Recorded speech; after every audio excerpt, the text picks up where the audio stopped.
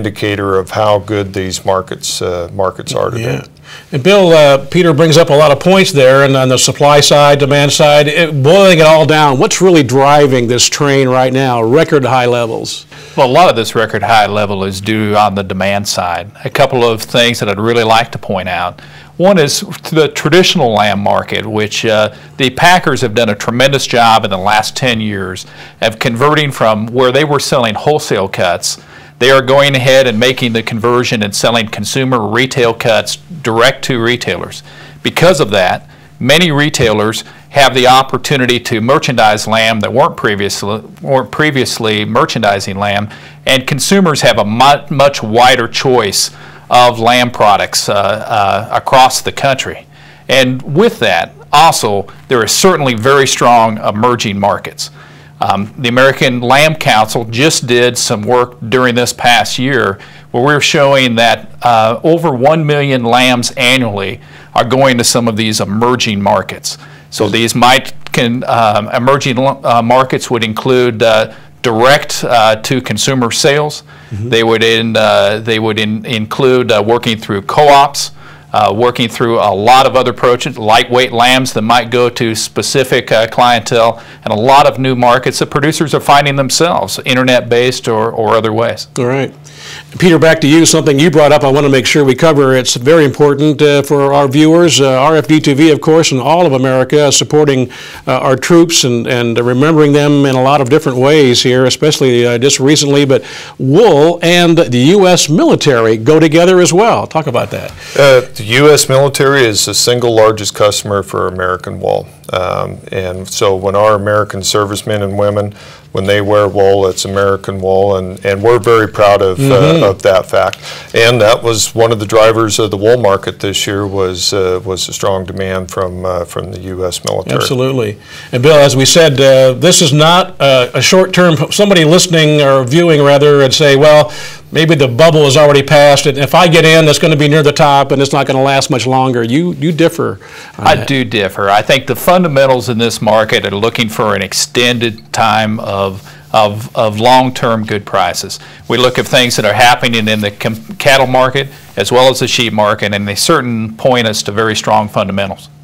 And Margaret, that leads us kind of, where do we kind of go from here? They're painting a pretty rosy picture here, and you have the operation in Idaho, and as vice president of the association, what does the association see as far as this demand increasing and maintaining it?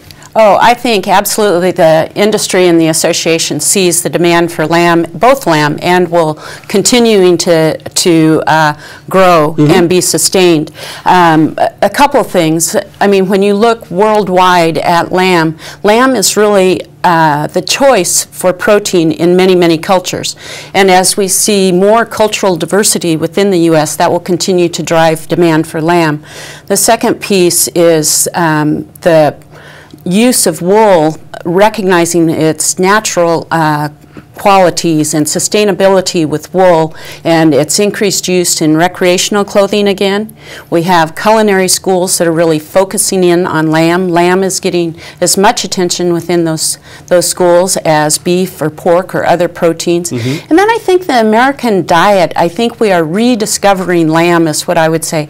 Whenever I pick up a cooking magazine, I always see at least 2 to 3, if not more, recipes for lamb in those magazines. So I see this demand for lamb, recognizing the sustainability of the product and the natural qualities for lamb and wool, it just continuing to expand. And ASI had done some studies on this, that you've just mentioned some of those things, as well as, let's face it, we have a lot of people from other countries coming into our country, and lamb has been a part of their diet since birth, and that's coming. That demand comes with them. Oh, absolutely.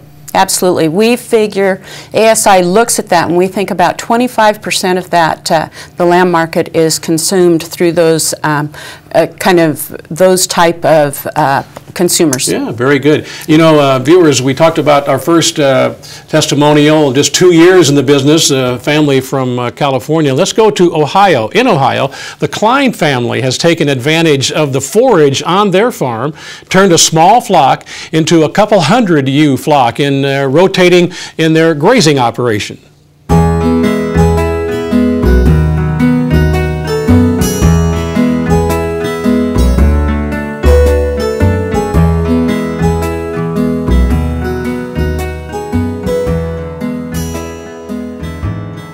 I think the beauty of the whole thing is it's sustainable. I mean, this is something that a small family farm can actually survive with and do. They're the most efficient grazers and utilizers of forages there is on hoof. I'm convinced of that. We're taking the forage, turning it into a higher valued product in the land and selling it. So these are my harvesters. This is my harvesting equipment. It's done all natural, and you know, it's just as close to being with Mother Nature as what you can get. This is our family farm. We're several generations deep. The farm's been in the family since 1863. The kids will be the 8th generation, so currently we have 3 generations that actually work together on the farm. My parents, Jack and Kay Klein, you know, work with us as well. So it's kind of a neat thing to have 3 generations deep that can actually come out and do some activities.